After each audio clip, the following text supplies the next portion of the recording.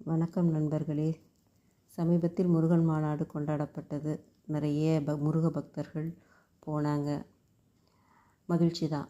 ஆனால் அவங்கக்கிட்ட கேட்க வேண்டிய ஒரே கேள்வி, மோடி அரசு கடந்த 10 ஆண்டுகளில் சமஸ்கிருதத்துக்கு ஒதுக்கின தொகை 2532 கோடி.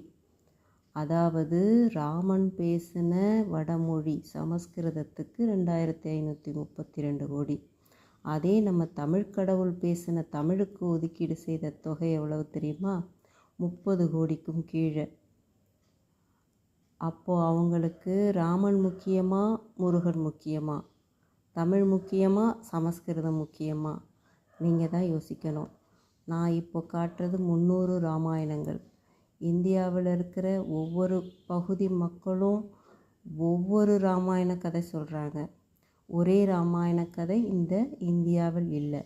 இந்த புத்தகத்தோட திரைப்பார்வை, இந்த புத்தகத்தோடைய புத்தக பார்வையை